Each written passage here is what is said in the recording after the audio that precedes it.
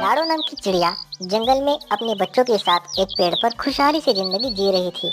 लाडो के बच्चे अब बड़े हो रहे थे। अब मेरे बच्चे बड़े हो रहे हैं, मुझे मेरे बच्चों की शादी कर देनी चाहिए। तभी वहाँ लाडो के दोस्त प्यारी और कौवा भैया वहाँ आ जाते हैं। अरे लाडो, क्या हुआ? तुम ऐसे चिंतित क्यों बैठी हो?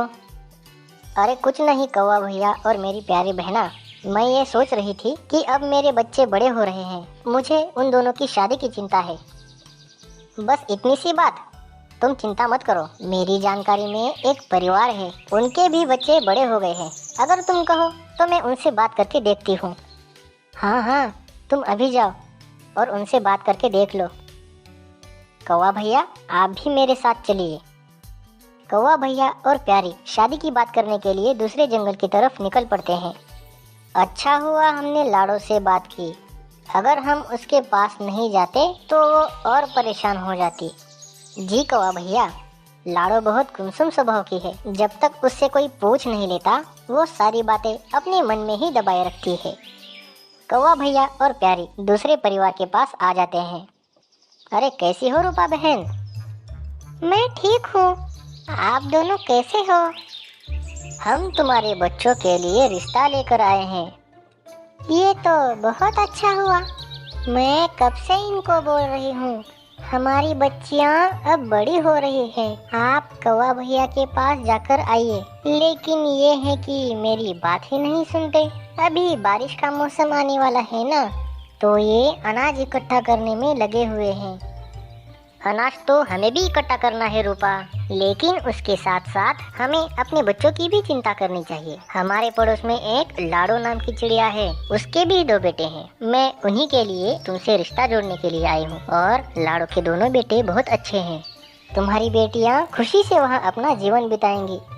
मुझे तुम दोनों पर पूरा भरोसा है। मेरी बेटियाँ भी बहुत सुंदर और सुशील है। मैं जानती हूँ रूपा। ठीक है, फिर तो कब आओगे आगे शादी की बात बढ़ाने के लिए? हम कल ही आ जाएंगे। सुनिए जी, कल हमें अपने बेटियों के लिए लड़के वालों के पास जाना है। दूसरे दिन रूपा और उसका परिवार लाडो के घर आ जाते हैं। कौवा भैया और प्यारे भी उनकी बातचीत में शामिल हो जाते हैं। रूपा को लाडो के दोनों बेटे पसंद आ जाते हैं। सब लोग मीठी बेरियां खाकर शादी की तारीख पक्की कर लेते हैं। दोनों परिवार शादी की तैयारियों में लग जाते हैं। इधर लाडो अपने आस पड़ोस में शादी का न्योता देने के लिए निकल पड़ती है। एक एक करके अपने आस पड़ोस में न्योता देकर वो अपने घोंसले में लौट रही होती है। तभी उसे ये ध्यान में आता है कि उसने घोंगा मौसी को तो न्योता दिया ही नहीं। वो वापस अपना रास्ता बदल लेती है और घोंगा मौसी के घर की तरफ निकल पड़ती है। लाडो घोंगा मौसी के घर पर आ जाती है। घोंगा मौसी मजे से पत्ते खा रही होती है। नमस्ते घोंगा मौसी, कैसी हो आप? मैं ठीक हूँ लाडो, तुम कैसी हो? आज अचानक यहाँ कैसे आना हुआ? 1 हफ्ते बाद मेरे बेटों की शादी है, आप जरूर आना। हाँ हाँ, मैं जरूर आऊंगी। ठीक है मौसी, अब मैं चलती हूँ, बहुत सारा काम पड़ा है। लाडो वहाँ से निकलकर अपने घोंसले की तरफ निकल पड़ती है।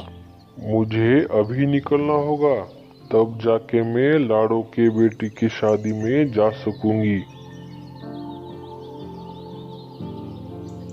घोंगा मौसी घर से निकल पड़ती है। घोंगा मौसी घर से थोड़ी ही दूर आने पर थक जाती है।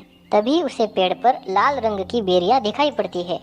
मैं तो चलकर बहुत थक गई हूँ, मुझे ये लाल लाल और मीठी मीठी बेरियां खाकर थोड़ा आराम करना चाहिए।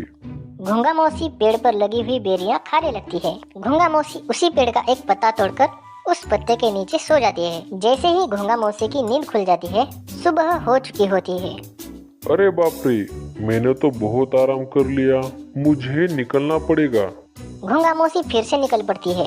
थोड़ी दूर जाने पर घोंगा मौसी फिर से थक जाती है और एक नदी के पास रुक जाती है। मैं तो बहुत थक गई, अब मुझे फिर से आराम करना होगा। घोंगा मौसी नदी का पानी पीकर वहीं पर सो जाती है। जब घोंगा मौसी की नींद खुल जाती है, तब घोंगा मौसी को ठंड महसूस होने लगती है। अरे बाप रे, सर्दियों का मौसम आ गया, इस बार तो मैंने ज्यादा ही आराम कर लिया। अब मुझे जल्द से जल्द यहाँ से निकलना पड़ेगा। अब मैं रास्ते में नहीं रुकूंगी, नहीं तो मैं लाडो के बेटे की शादी में नहीं जा सकूंगी।